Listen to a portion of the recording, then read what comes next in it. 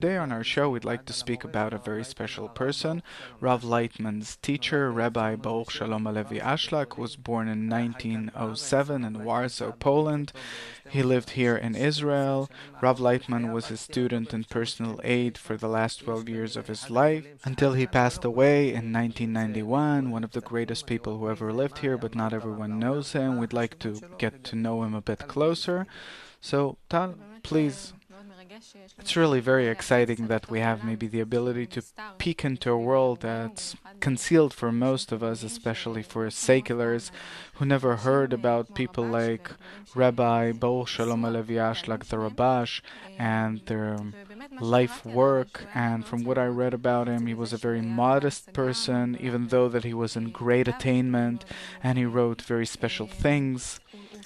He didn't like publicity and he spent most of his time writing and teaching, so I read, and it's hard to even start imagining his great donation to our generation. Therefore, Rav Lightman, you who know him so well, we'd like to hear from you and ask you, what would you say from your personal point of view to a person who never heard about the Rabash? Who was he? What is there to tell? He was born to a family with a great father, a great Kabbalist. He was next to him, and he heard a lot, even though that he was a young child, but he used to bring in coffee into the study room for all the students, meaning even though it was forbidden for him to sit where Bala Sulam and his students used to sit and study, but still he used to listen. He was in a big rush to get married because his father, he did not allow him to study before he had a family of his own. The next day after getting married, the next morning, he came to the lesson, and that was the happiest day of his life. He was all the time next to his father, even though it's not a father, it's a teacher. And he also told me himself how hard it was for him to annul himself towards his teacher, who is his father. And he studied a lot. He really invested himself in the studying all the time, even though he worked really hard back in those days in the 1920s, 30s, even before the establishment of the State of Israel. He worked in construction, with concrete and paving roads. He really invested himself in order to make a living, in order to provide for himself and the family. And next to his father, he used to constantly nullify himself before his father. Afterwards, his father told him that he has to open a group of his own, to have students of his own. And he opened such a group, and he started teaching them. Kind of a young group next to Bala Sulam's group. And these students, they also from time to time studied with Bala Sulam, and usually they studied with the Rabash. And I studied with them, with those students, and by some of which studied also with Bala Sulam. When I came to Rabash, they were still alive and they studied together. Of course, they were very old, those that were still alive. And he invested all of his time in studying, of course. The studying started at night. Bala Sulam himself, he started studying at 12 a.m. He used to sleep before that. His day always started from midnight. And he invited his students towards the early morning, that they used to come and study, and afterwards they used to go to work. He demanded them to work. so they won't live off charity. If we would like to try and characterize Rabbi Baruch Shalom Alevi Ashlag, the Rabash, your teacher, what was special about him? The people of Israel know many rabbis throughout the generation. What was his special donation in your eyes? I saw a very, very modest person, a very common person if looking from the outside.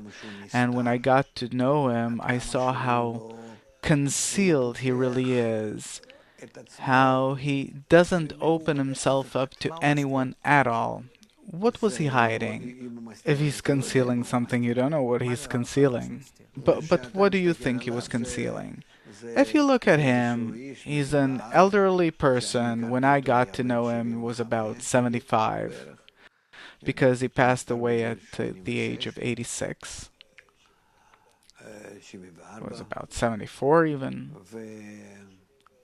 No, even 73, I think, because he is 40 years older than I am. And it was impossible to say anything about him. He worked with simple workers in construction and paving roads in different places. Therefore, you can imagine the kind of slang that he had. He could speak both to a simple person and he could speak to the great rabbis, to the great students, because he himself, he was a brilliant student. He was also ordinated by Rabbi Sonnenfeld and also by Rabbi Cook. Yeah, but still, what was special about him? We know many rabbis. No, but I just talked about these two, that he passed their exams in order to become a rabbi. This is something very special, unique. My interest is in a different realm. What was his donation to the world? His donation to the world are his writings, which he wrote, and he wrote for the drawer. That Bala Sulam, he wrote and he published different things, and his articles and his books and everything. He didn't. He never saw himself, after such a great and unique father, he didn't see himself being able of adding anything, renewing anything. And when I came, we studied only the books by Bala Sulam. Something of yours? No. He only brought me the Shamati booklet. That's how it was called, Shamati. Shamati in translation from Hebrew, meaning I heard. And these are the things that he heard from his father, and he wrote them down as he heard them. And this is actually the only thing that I have received from him. Besides that, nothing. In 1994, I know that at his request, you went out and you gave public lectures about Kabbalah, and you brought him a group of 40 students. 40 young fellows, seculars, that come from Tel Aviv to the Orthodox city of Bnei Brak to study Kabbalah with the Rabash. This is a revolution, actually. You bet. Part of them, they still smoked pot. Tel Avivians, 100%. So why did he open the Kabbalah after so many generations that it was concealed behind closed doors to the public? I'm sure that if I were to arrange something like this for Bala Sulam, he would accept it gladly. Okay, so what do they see that we don't? Because our world, as they write, as Bala Sulam wrote, even in his writings of the last generation, about our generation, that we're the generation of the Messiah, and that we have to bring all of the people of Israel to correction, to connection, that as a result of our connection we can discover the next degree of our development, the spiritual degree that will live in us, and for us to live according to the spiritual, eternal world. This is our obligation. Also, so to speak, towards what's above and what's below. So if we look at the history of the people of Israel throughout the generation, or in our generation, or the 20th century, we see Rabbi Yudah Ashlag, the father, and then his son, Rabbi Baruch Shalom Alevi Ashlag, that are actually working throughout the 20th century. And also, after all of the many years of their activity, the public in Israel don't really know them today. So were you to present them to the public, what was their donation to the world? Are they significant, important for the Israeli public today? I think that in our world today, there is no single more important person than these two in the world.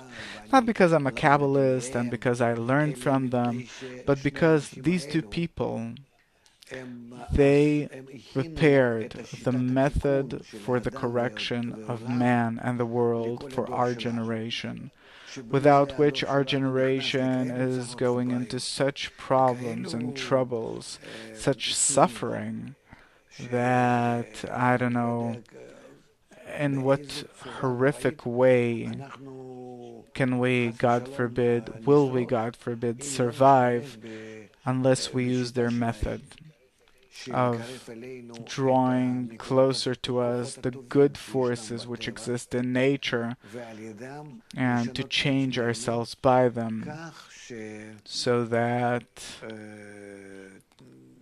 we will be able to reach the necessary goal, the obligated goal, and for it to also be something which we want and desire, for us to be able to reach it in a good and short way, so-called the path of light, the path of hastening, and not through horrific suffering and through a lengthy period of time.